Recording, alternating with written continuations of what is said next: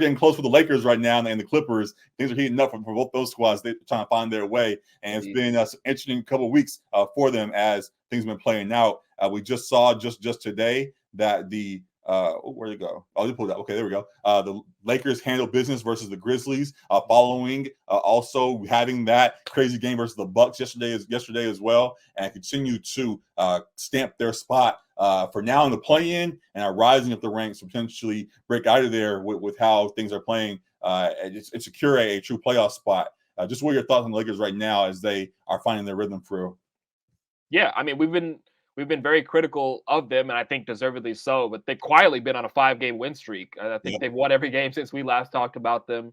Now, granted, with context, they've been against some inferior competition, of course, like the Sixers without Embiid and the Grizzlies, as we said today, and they beat the Hawks. We got the Bucks without LeBron, though. So I mean, exactly.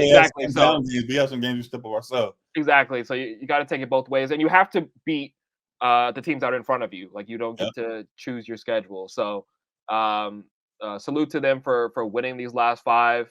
I think they've went 7-3 in their last 10 as well. So they've been playing winning basketball for the last 2 weeks or so, which is good to see. I don't know that my confidence necessarily has changed in them for the postseason. I believe they're still sitting in that 9th spot. Right. So they're still sitting in that 9th spot, just below the Suns, creeping up on the Suns, and then just above the Warriors. We'll talk about the Rockets who have been surging, but just sticking with the Lakers. I don't know that my confidence has changed a whole lot on the team as a whole, because I think AD has still been brilliant as we've commended him for most of this year. LeBron, as one note is I've been surprised that they've been able to win some of these games without LeBron. I think they're like 6-4 without LeBron. Man, the second option stepping up when he needs to getting the job done. So for those who don't know who he's referring to, Spencer Dinwiddie is quote unquote the second option, as he I believe he called himself in that debate with him and Kuz. But no, Dinwiddie. Who did he play well against? He had 20 against someone recently. The Pacers. I forgot who that was. I think it was against Indiana. Called big shots versus the Bucks too. Yeah. And they put up a stinker against the Bucks. One for 8 in that game. As long as, like I said, we won the last 5. So if we're playing winning basketball, I'm not going to get too mad at Dinwiddie. Yeah. But that's just a running joke we've got because G was on that train with him being a second option as well. But I mean, the Lakers, my view on them hasn't changed a lot since we've last talked. I think they are still kind of a play-in range team. Like I said, I think I can see them getting as high as 6th. But I'm glad that they've been able to put together a stretch of wins, because that's something that we haven't been able to say for a lot of this year. So. We have the same belief, Justin, and we like what we're seeing from them. They're starting to turn their corner, which is appreciated, but they still may be in that play-in range with how things are going. And while we have somewhat more of a realistic approach, there are some folks that are ready to jump the gun and have been coming out with some crazy takes. And I just want to remind everybody, once at a time right now, Laker fans, don't get too excited, or we get excited, but let's not start jumping to grand conclusions now that we've won a couple good games. I saw a few tweets over the last couple of days starting up. Let me make sure see if I can find it. Folks saying we want Denver in round 1, guys. Wait, Nick Wright said that? Nick Wright said it, but a few Laker fans have been saying it as well. Like, oh yeah, that makes sense. And if we get them out the way early, we have a real run to the finals after that, because they're our biggest opponent, guys.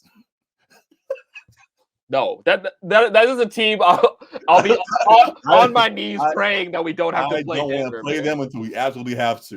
Play them in round 1. I know it sounds nice. We're playing good right now, but I would rather us build up and continue to build on what we're doing right now, and then get them later on in the Western Conference Finals that we did with a chance after them to only have one series afterwards to hoist the title there. So folks are again a little too ahead of themselves, but as you kind of responded, what are your thoughts on fans getting excited with how the Lakers are playing right now? No, that's the team. I'd be praying that someone else by miracle knocks them out of the playoffs so the Lakers could have a chance for a title. Please. That Denver looks like the team to beat still. I don't know what that score is right now in that Suns game. I saw they were down earlier, but this team has been clicking. Jokic is playing like an MVP once again.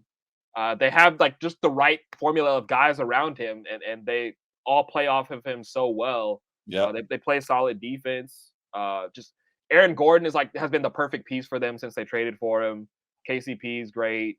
Jamal Murray turns into a superstar in the playoffs. Hmm. Yeah, like this is a team that every other team in the NBA should fear. Like they're the team to beat. And that includes Boston, who has already locked up the 1 seed, already locked up playoff contention early. But I believe Denver is the best team in the league. So I'm certainly not saying we want Denver for Nope. a Lakers team that is I'm good. starting to find their footing. No, Right. no.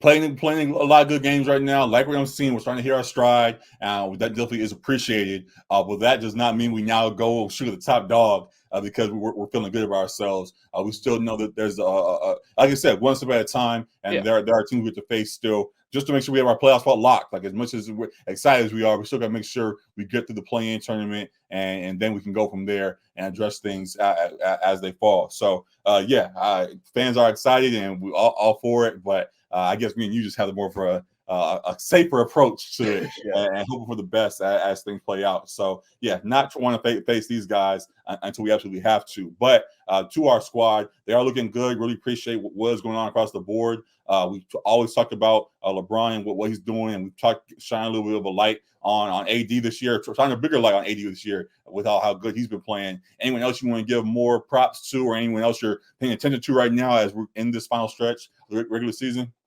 Yeah, I mean, the big one in that Bucks game was Austin Reeves. Like he was the main reason why they were able to come back from what was it, like 19 down in the fourth or something like Yeah. that, and tie it up to go to OT. I think he had a 30-point triple double or thereabouts. So that was a huge game for Reeves, and he's put together a few of these solid games for us. Kind of him. It was more like trade deadline D'Lo for a minute as far as stepping into that third role. But Reeves has stepped up and been that third guy at points recently as well too. So that's been great to see from him for sure. Rui, who you had pictured, I think he's been solid in spots as well. He had a really good game tonight against the Grizzlies. He likes that floor, I guess, because I guess so. he was good against them in the playoffs last year as well. But yeah, those guys that can kind of step in to be that third scorer on any given night between like D'Lo, Reeves, Rui, Mhm. um, those guys have been playing well of late. So those are the guys that I would highlight. And then I guess Gabe Vincent, I think there's been discussion about him potentially being on the horizon coming back. So looking for that hopefully because it's Trying been to get his Kendrick Nunn. debut, It's been Kendrick Nunn 2.0. So I would love literally. to have him on the floor and helping us out, especially defensively on the perimeter. And same with Vanderbilt. If we can get him back at some point, that would be That was awesome. a good name I have on my list as well. Would love to have him added in, add some more of that defensive assistance there that we could use this time of year. So Yeah. we'll keep our eyes on all of it. Excited for what's on the way as we do each week. Actually, before we even jump into that, excuse me, the last thing I want to say, just as things are going on, you kind of mentioned them as we are talking about solidifying playoff spots and all of that. We see right below us in the standings that the Rockets are coming. That they are applying a lot of pressure They've won 10 straight, right? They run like Yeah. 10 straight, applying a lot of pressure to the Warriors right now, and are sending the message very loud that they are no longer in that tanking position and Right. are really great trying to make this jump. Tari Easton, who I don't know if he played today or not, my apologies, but was on social media right after the game talking about what Warriors. I know they're not like it. Can y'all hear this? I can't hear it, but see it. Oh, okay. Well, he's saying Warriors come out to play, and they're not liking us right now. He had a very loud message for the Warriors after their latest win. So, Right. do you think the Rockets can take the Warriors spot? And if they do, how much of a threat do you feel in comparison to them for one of them playoff spots if they are in the playing with us? Well, they absolutely can take the spot. They've ran off 10 straight. They're only one game behind them. Mm-hmm. And the Warriors managed to get a win even with Draymond getting ejected 4 minutes into the game. But the Warriors haven't been playing like the Warriors of old, as we've discussed. Steph has still been great, but he's been having to carry a lot of the load for them. And the trio is aging. Like him, Draymond, and Clay are aging, of course. And they've got young guys stepping up in Kuminga and others, but they're not looking unflappable like they have in previous seasons. So if they're not, what did Draymond say about the Rockets? Because that's why Atari was worked up, because they said something like they he weren't said paying. something. I missed that part. Yeah, like they said something. I think he said something maybe on his podcast about like not being worried about what the Rockets were doing or Oh, whatever. I missed that. Yeah, I didn't see it. But they certainly need to be concerned because the Rockets are right there on their heels. So Yeah. any slip ups and they could miss the play in altogether. So Yeah. Yeah, got to take them very seriously. Salute to Father Green over there in Houston, who's been holding it down Father since Green, bro. that's what we're calling him now. I was trying to figure out something on Green? the fly, but he's been hooping the last month at least, and really been holding it down to help this team go on the 10-game wins that they've been on. And yeah, that whole squad really is getting to it right now. As you said, applying a lot of pressure to the Warriors squad, who are finding ways to hold on right now. Like you just said, they won the game again versus the Magic tonight, even with Draymond being kicked out as he was. But they still are on their heels. So we'll see how long they're able to hold on to that before the Rockets kind of break through there. So yeah, very interesting thing there for sure. I think they're a very real threat. If we have to play them and we're still stuck in the 9 spot somehow at the end of the season, you have to play them for that first playing game. It'll be a fun matchup. I think we still handle business, and we'll just obviously if that happens. But right now, seeing how they're on the rise, won't look likely for sure. I know that we have to come out and make sure we handle business against them because they are really rolling. So yeah, just salute to them with the rise that they've made in this last month. I will give the Lakers credit too, just going back to them, that like we're close to 10 games over 500 now. Like we were saying for a while, this has kind of been a 500 basketball team. Yeah. But they've ran out 5 straight, and then they've put together a better record, which I think they'd be like the 6th seed in the East right now, because the West is a bloodbath. So the fact that they've been able to kind of find their footing, as we've said, and improve their record is worthy of some praise. For sure, because we said March was a gauntlet. Have you made it through? Have you seen anything? Have you seen anything that has told you that they might come back to reality in regards to being a 500 team over this last month, or do you think they'll continue to rise as these final games play out? Yeah, like a slightly concerning trend with them is like either losing leads or going down by 15, 20 points and having to dig themselves out of a hole. Yeah. Like playing kind of an uneven game of basketball. Like obviously it's a game of runs, but you don't want to dig yourself into a 20-point hole to have to fight back against like inferior competition too. That's one thing as well. Like we've seen them playing down to teams and coming out on top recently, but playing down to teams that they really should be taking care of and beating handedly. And then playing up when they have to play teams like the Bucks. Like we've seen them rise to the occasion against better teams. So like, overall, I would just say like playing a more even game of basketball where it's not these highs and lows, but you're more consistent as a unit for sure. It was something interesting that I watched in the latest episode of LeBron and JJ's podcast, which I'm enjoying. We talked about their debut last week when it came out. Something that stood out was they talked about JJ was asking LeBron about the Clipper game where we came back. And he was talking about handling the assignment of Kawhi in the second half because before they were switching and things. And he said he knew he'd step up in that moment, or if not, they'd start looking ahead to the next game. And he stepped up and handled Kawhi in a way, and they were able to come back as they did. And they just talked about from there how LeBron now knows he's in a spot where he has to pick his spots. And he knows that he's now. There was the tweet that kind of went around him talking about how he's the 2003. Car, I forgot what car he said. The 2003 car that's in 2024, but still running on the same tires from day one, and how he now has to learn, like I said, to pick his spots. So just in regards to our question, him picking his spots throughout this final stretch of the season, figuring out where is best to really turn up on squads when needed, is going to be interesting to see how he manages that, along with how the team responds to when he's up and down during games. So we'll see how that plays out. But I think we're going to manage it. And then the other part was how he talked about in the episode portion. He was just talking about how he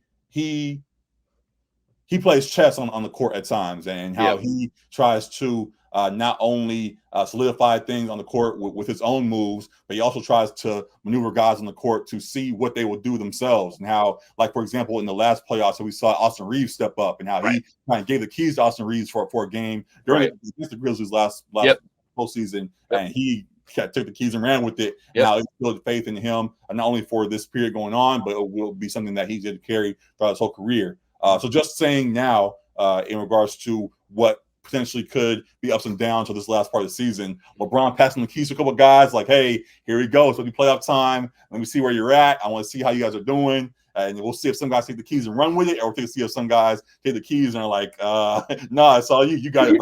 Take us there. So that's something that I don't know if it will slow us down, but it's interesting to see how that'll play out. We saw, for example, early on in the season, LeBron had a couple of moments he was trying to champion Cam Reddish, and we haven't heard much more of that since then, respectfully. So seeing if a guy like him can re-solidify himself as a playoff piece will be nice to see. And just seeing how all these guys continue to rise as we make this final stretch. So we're paying attention to that, and hopefully it continues to work positively as we make this final run. So yeah, excited for it all. For sure. So yeah, a lot of good stuff there. What I was going to get to before I jump back into this was just as we do where we are right now. We talked about how we've on a bit of a win streak right now. By this time next week, we'll have played the Pacers on Friday, the Nets on Sunday, and the Raptors on Tuesday. Also, you see on the screen, just to mention them, the Wizards on Wednesday, so maybe we'll react after that game on Wednesday, and then the Cavs on Saturday, the following Saturday, and we'll have a couple episodes in potentially by that time. But yeah, Alec, by this time next week, how the Lakers be looking? Yeah, we got a nice little kind of soft road trip here. Like, these are teams, the Pacers are in playoff position, but the Nets and Raptors, these are three teams that we should beat. The Pacers are going to want a little bit of revenge there. That was that 150 to 145 game or whatever it was, where no defense was played. But they're going to want their get back on their home floor, so that might be a tough one. But I mean, it's nice that none of these are back to back until the Tuesday, Wednesday one, so they do have a game in between. Yeah. But I think it'll just be good for them on the road, just getting that camaraderie and gearing up for the playoffs as well. But in these three, like, I think they should win all three, to be honest. And the way they've been playing in terms of winning 5 straight, like, this is the first time where I'll say confidently that I think they will win all three. Like, for the whole season, I haven't said that. I've been like, they tend to kind of trick one off. Right. But You've been saying all year. I'll say they win the next 3. So I'll say the 8-game win streak for the Lakers. 8-game win streak, and I'm gonna go ahead and co-sign that as well. Like, just believing in the guys right now. Like you said, for a lot of the year, we've been saying we would love to say 3-0, but usually ends up going 1-2, like that. This time, I think it actually goes 3-0. We've had the Pacers number somewhat since the in-season tournament and all that kind of stuff. The Nets are in a squad who are a real threat at the moment, and then the Raptors are finding their way still with guys in out of the lineup. With respect to RJ Barrett, who's been going through some things, and yeah, so. We'll see how we match up against those squads as we go against them. But yeah, I think on our end, we should be able to handle business and get 3 more. And I'll go ahead and add in the Wizards since they're on Wednesday. We'll be back. Yeah, that should be 4. Yeah.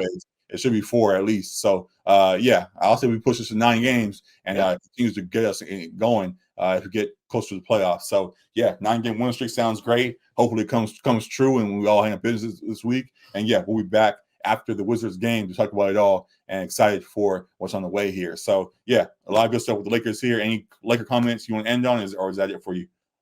I think that's it. I mean, the Darvin Ham takes have kind of silenced a little bit. That's what winning will do. Yeah, that's what winning will do. Here's everything.